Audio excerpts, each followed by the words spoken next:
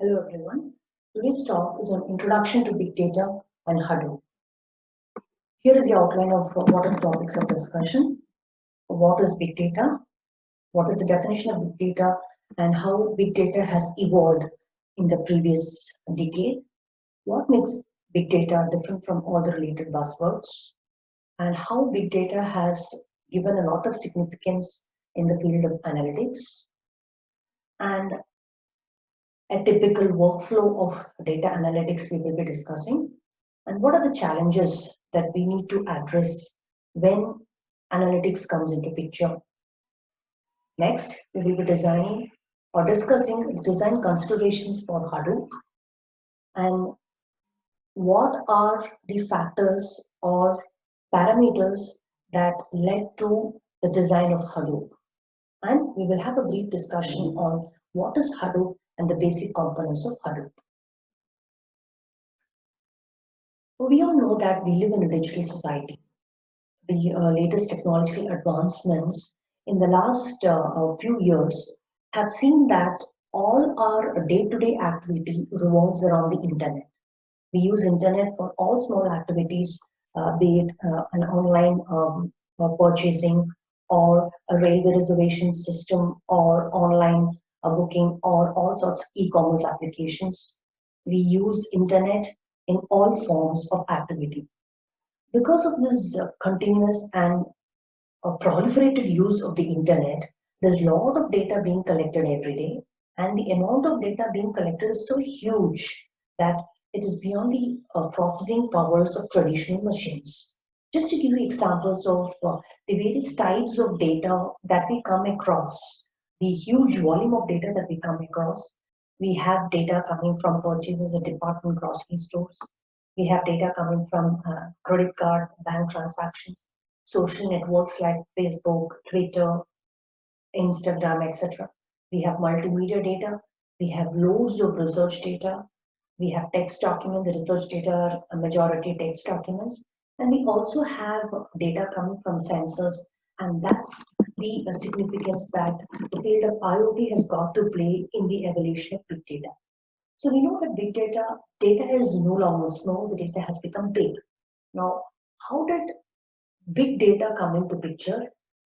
Precisely, the reason being the use of internet for all our activities has been so proliferating in use that the amount of data that is getting generated on a daily basis is very, very large. Just to give you an example of how the sources of big data can vary, the majority of data comes from social networking and media. We have Facebook, Twitter, LinkedIn, blog, site comments.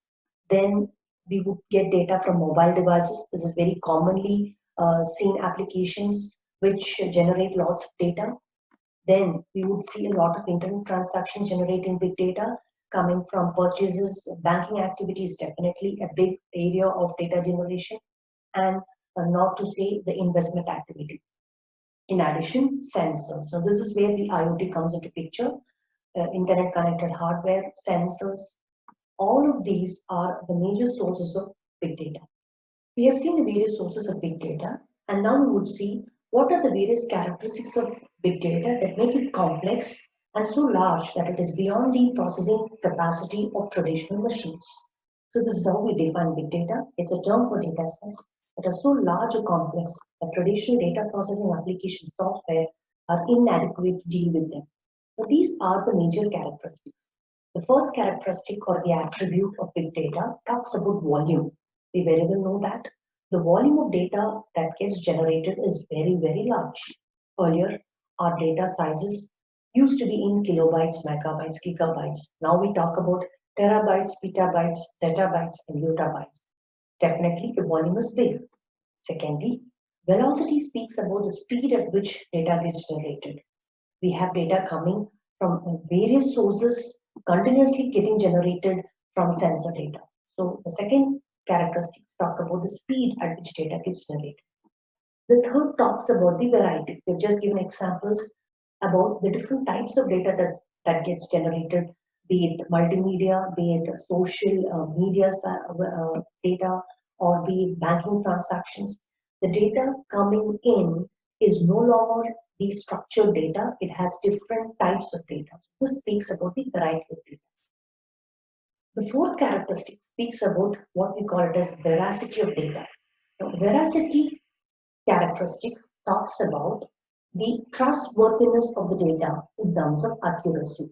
Very simply defining, when we have lots of data with us, how do we justify the truthfulness of data? Or how do we justify that the data that we have at hand is actually genuine? Or how do we justify the integrity of data? So, unless the data we have ensures its integrity, any kind of task that we do with the data may not be fruitful.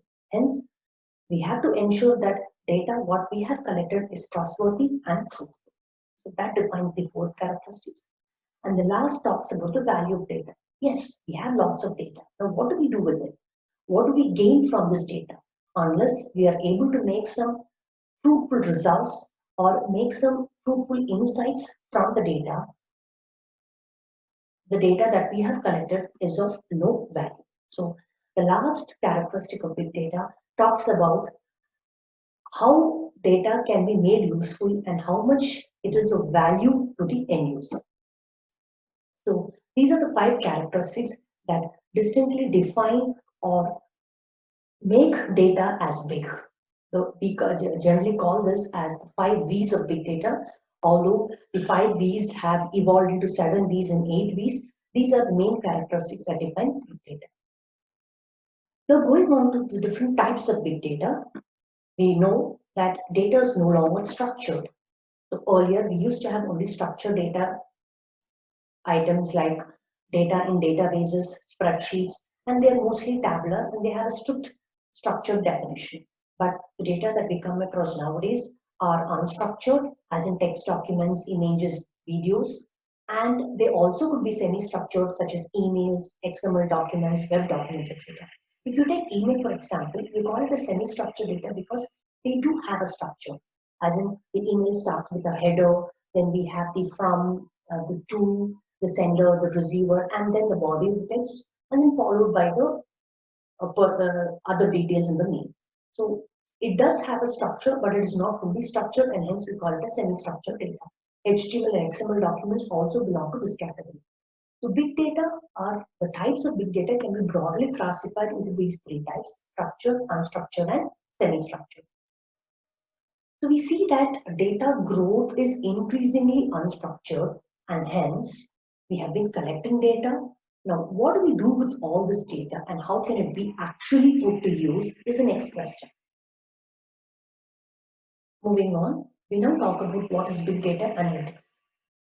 Analytics is a field that has gained a lot of importance with the evolution of big data. And the current technological advancements in the field of machine learning, artificial intelligence, and IoT has, in fact, given a lot of importance to the field of big data analytics. How do you define analytics? In a very simple, straightforward way, if you define analytics, we collect raw data. Raw data is collected from a number of sources.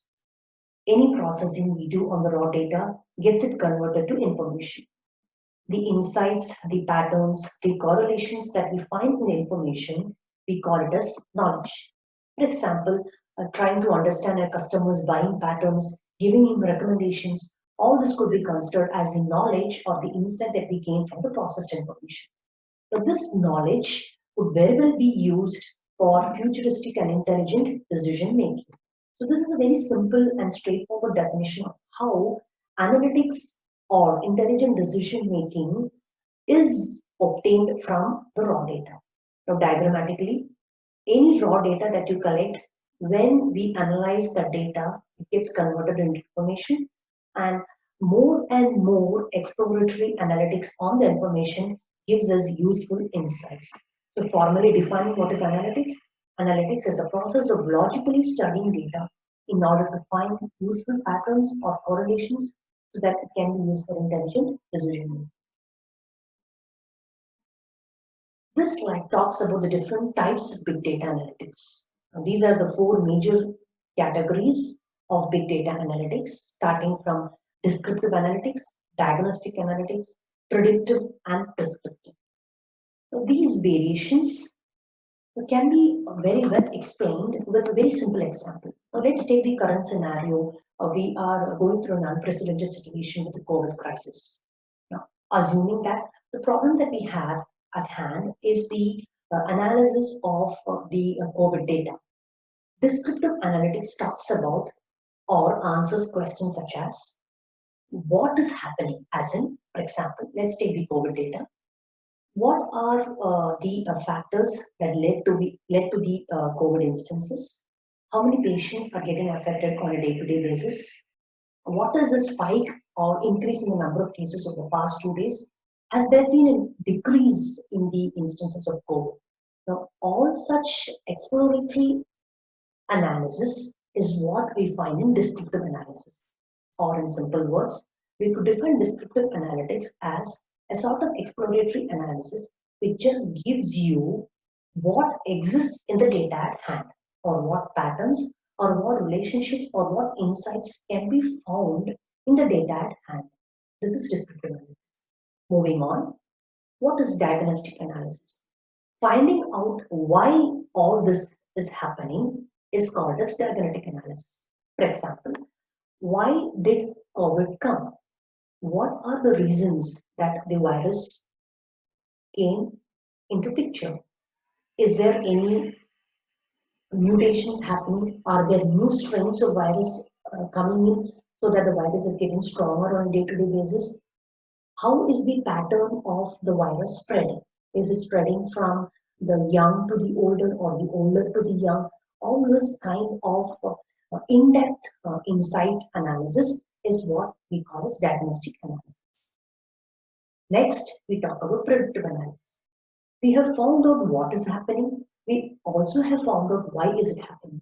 So, is there a means to just predict when will COVID end, or what is the latest time by which the number of cases of COVID will decrease? If we are able to do certain predictions based on the data that we have at hand, or based on the analysis of the past data or the past history of the COVID cases, are we able to make certain predictions? Then we call it as predictive analysis. So predictive analysis gives you a foresight on the events that is yet to happen based on the insights that we have gained from the data. Moving on, prescriptive analysis talks about what decisions that we could take in order to control what is going to happen. In simple words, if I relate to the same instance what I've given here, what if the government takes, what are the decisions that the government is likely to take, or what decisions that the government should take in order to see that COVID can be controlled effectively in the next few months to come? Say the lockdown has to extend. Should the lockdown extend, or should we give a lease on the lockdown? Such steering decisions is what prescriptive analytics will talk about. So these are the different types of big data analytics. This is a typical data analytics workflow arranged from bottom to top. The first one talks about from where we collect the data. Data sources such as paper, files, web documents, scientific experiments, database systems. Then the data that we have collected goes through rigorous pre-processing and integration, and they are put into data warehouses. Data warehouses are nothing but a large collection of databases where we have stored all the data coming from the different sources. And pre-processing, or the otherwise called it as feature engineering, is a very, very important step in the analytics workflow, since if we do not have the right data, then the results of analytics will suffer. Hence, we have to pre-process the data so that it is converted or transformed to a form suitable for analytics. The basic form of analytics, as we discussed earlier, deals with exploratory analysis, where we try to find out a statistical summary, querying and reporting, and just giving a visualization of what the data actually speaks about, or what is the data that we have at hand. Then, once the exploratory analysis is over, we start processing the information and finding out what we can actually gain useful information from the data, which is what we're doing with the help of mining algorithms or machine learning AI. So this is a very, very important and upcoming field which is evolving with the evolution of big data.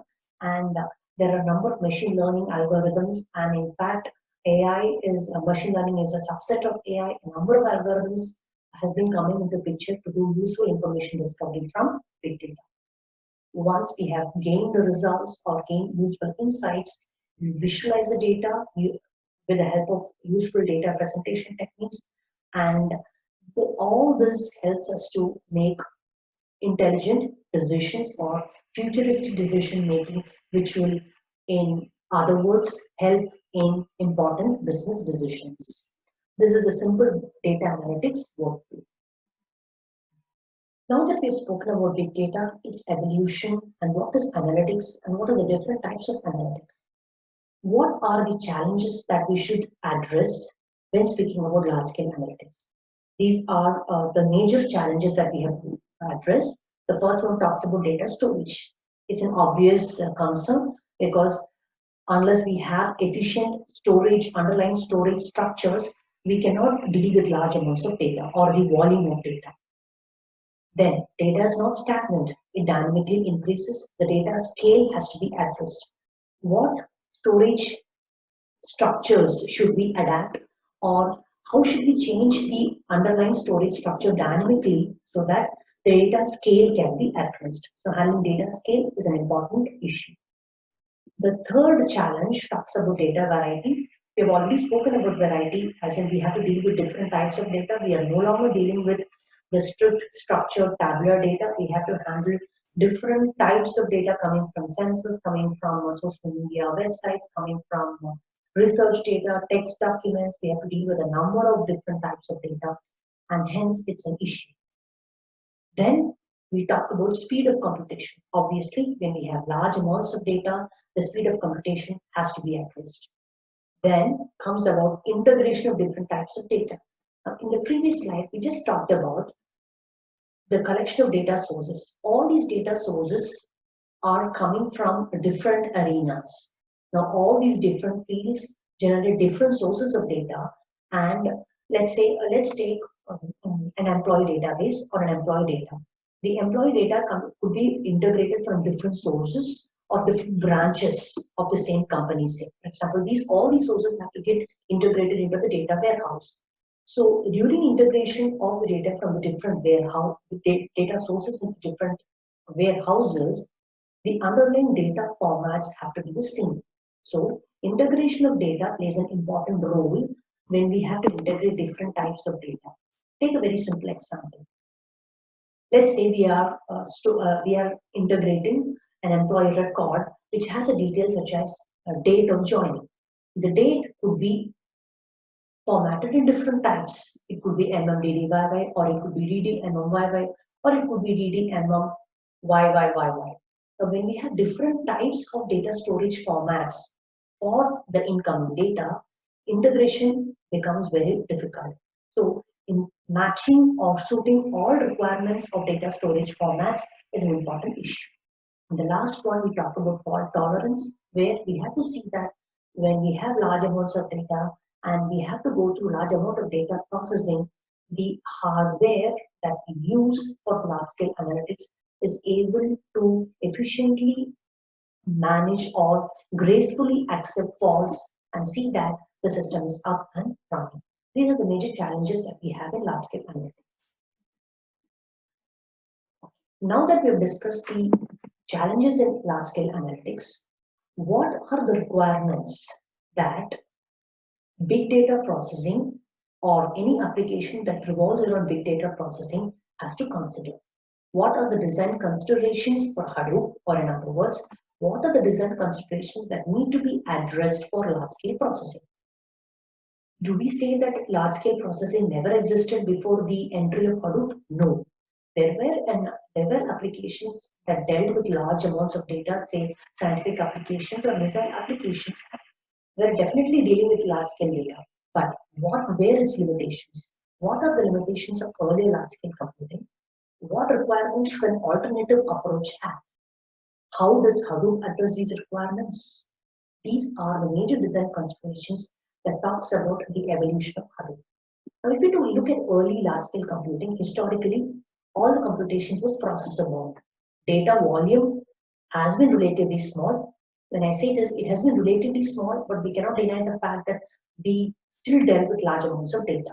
But early large-scale computing had its own disadvantages because we had to deal with data by increasing the processor speed or the memory capacity, or this we call it as vertical scaling. We scale in order to manage large data. We used to increase the number of the processing speed, or we increase the RAM speed or the memory speed so that we can deal with large amounts of data. But this obviously brings in the disadvantage of the system or the requirements becoming very, very expensive. So these disadvantages of early large-scale computing is what we have to handle with big data processing. Moving on, we talk about what are the requirements that a typical big data setup or a big data environment for large-scale processing should support. Abstract and facilitate the storage and processing of large and rapidly growing data set. Yes, we have to facilitate storage as well as the processing. We have to handle scale. As the data size increases, what facilities should the underlying infrastructure bring in is what we talk about in scalability. We should be able to provide highly available services. The system should be up and running so that we are able to see that the processing is not hindered. Thirdly, we talk about the commodity hardware being in use so that we are able to manage the expenses of the big data environment. The fourth requirement is about fault tolerance, making a system up and running and gracefully degrade in the presence of failures is what we call talking fault tolerance. The last is the most important factor in a big data environment. We move computation rather than data. Instead of moving data to the place where processing has to happen, we move computation rather than data. These are the major goals that need to be kept in mind when we have to set an environment for big data or large-scale processing. We just do a simple comparison between what was a traditional approach of processing and the big data approach with respect to hardware. Now, traditionally, we had exotic hardware. In big data, we are happy with commodity hardware. Commodity hardware as in a simple machines with the required memory and processing speed. The earlier approaches had big servers supported by storage area networks or RAID. Currently, the big data approach in hardware just uses racks of disks. The earlier systems were highly reliable. The big data systems are unreliable because we deal with commodity hardware. The scalability was limited in the traditional approach, but with big data, we should be able to scale for large amounts of data. Obviously, when we have exotic hardware, traditional systems were found to be expensive, but big data hardware is cost effective. This talks about the hardware approach in big data. Now going on to the software approach. Traditional systems were monolithic, as in it used to be a centralized database management, as in RDBMS, whereas the big data approach uses a distributed approach. We have a distributed storage facilities rather than a centralized storage facility. Traditional approaches mainly focus on the schema or the underlying structure for storage of data. But in the big data, we don't focus on schema because we have to support all types of data, all different types of data, and hence most big data databases are a schemaless data storage structure. Traditional systems are proprietary, whereas big data systems are open source. The most commonly used use case for the traditional systems are OLTP. Online transaction processing systems are the major utility of traditional systems, whereas with big data, we deal with analytical processing and data discovery, or we could talk about historical data processing and dealing with large amounts of data, whereas this talks about day-to-day transaction processing systems. Now comes in Hadoop. Since we have discussed that we require an environment for big data processing that has to handle scale, that has to handle fault tolerance, that has to handle storage, and that has to handle efficient processing. And we also talk about hardware, which is cheap, and we also talk about software, which is schemaless and distributed. Hadoop is a technology that has a very important role to play in the big data environment. Hadoop is a distributed framework for big data. It's an open source framework that was created to make it easier to work with big data. It provides a method to access data that is distributed among multiple clustered computers. So basically, Hadoop is a parallel processing framework, or you could also define Hadoop as a parallel clustered processing framework where data is distributed and processed across a cluster of machines. It provides a method to access data that is distributed among multiple clustered computers, process the data, and manage resources across the computing and network resources that are involved. So initially, Hadoop was developed as a top-level project by Apache. It's an open source implementations, and from then on, a number of releases of Hadoop has come into picture by different companies. But the first level of project was released by Apache. Hadoop has to be reliable, scalable, distributed computing, and data storage. All these are the major characteristics that define Hadoop. A highly reliable service, scalable service, it largely supports distributed computing, and it has to efficiently handle data storage. It's a flexible and highly available architecture for large-scale computation and data processing on a network of commodity hardware. Hadoop has been in use for a very long time in the field of big data and large-scale processing, and it is found to be a very useful parallel processing framework for managing large amounts of data, since the data is processed in a distributed manner across a cluster of machines. When we talk about Hadoop, we cannot talk of Hadoop as a single technology. It is a collection of tools. It's a collection of tools, or it could be called as a collection of utilities that form the entire system. So we cannot talk about it as a single technology. It is a collection of systems or a collection of utilities, and we call it as the Hadoop ecosystem. We're talking about the different utilities. Just to give you a brief idea of what are the different utilities here, we have at the lower end the Hadoop distributed file system, which manages the storage. Then we have Yarn, which does the processing. And the processing on Yarn is managed by the parallel programming framework called MapReduce. So all these three are the major units of Hadoop ecosystem. HDFS, Hadoop distributed file system for storage, Yarn for processing and scheduling, and MapReduce is a parallel programming framework which does the processing on Yarn. In addition, we have a number of tools in Hadoop or utilities in Hadoop that manages different types of data, extraction of different types of data, processing of different types of data, scheduling of different types of data, and effectively processing large amounts of data. So Hadoop has